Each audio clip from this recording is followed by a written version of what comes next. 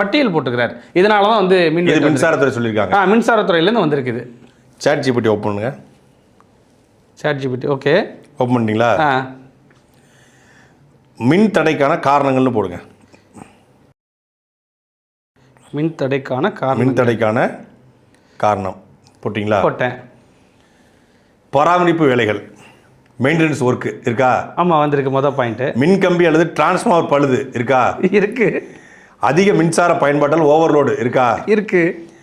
மழை, காற்று, மரம் விழுதல் போன்ற வானிலை காரணங்கள் இருக்கா? அப்படியே இருக்கு. திடீர் கிரிட் ஃபால்ட் அல்லது சப்ஸ்டேஷன் பிரச்சனை இருக்கா? இருக்கு. பாதுகாப்பு காரணமாக இபி சப்ளை நிறுத்தல் இருக்கா? அதுல இருந்தாலும் இதுலயும் இருக்கு. எல்லாமே ஒண்ணுதான். சாட் ஜிபிடில சில நேரத்துல வார்த்தைகளை மாத்தி கொடுக்கும். அது மாதிரி காலையில சாட் ஜிபிடில அவங்க போட்டு எடுத்துருக்காங்க, இது சாயந்தரம் போட்டு எடுத்தது. மின்தடைக்கான காரணம்னு சொல்லி சாட் ஜிபிடிலயோ நீங்க ஜெமினிலயோ கூகுள்ல போய் போட்டா கூட இந்த காரணங்கள்லாம் வரும். இது பொதுவான காரணங்கள். இதைத்தான் மின்சாரத்துறை கொடுத்துருக்கு. இதைத்தான் மின்சாரத்துறை சாட் ஜிபிடில போட்டு கொடுத்துருக்குது. தமிழ்நாட்டில் சென்னையில் கடந்த 4 நாட்களாக மின்சார தடைக்கான காரணம் என்ன அப்படிங்கிறத விளக்கம் சொல்றதுக்கு தான் மின்சாரத்துறை இருக்கு.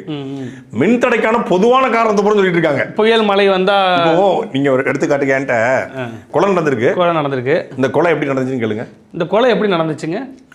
அவரு கத்தியை வச்சு குத்திருக்கலாம், இல்ல வந்து கழுத்தை யாராவது அறுவடை வச்சு வெட்டியிருக்கலாம், இல்ல ஒரு காதுல விஷத்தை ஊற்றி கொண்டிருக்கலாம், இல்ல அரளிச்செடி அடிச்சு அவர் வாயில ஊற்றிருக்கலாம், இல்ல வந்து காரை வச்சு அடிச்சு கொண்டிருக்கலாம், இல்ல அவரை வந்து கழுத்து நெரிச்சு கொண்டிருக்கலாம், இல்ல மூக்கை நெரிச்சு கொண்டிருக்கலாம், இந்த மாதிரி கொண்டிருக்கலாம் அப்படின்னு சொன்னா உங்களுக்கு எப்படி இருக்கும்? நீங்க கொலைக்கு காரணங்களும் போடுங்களேன். இதுதான்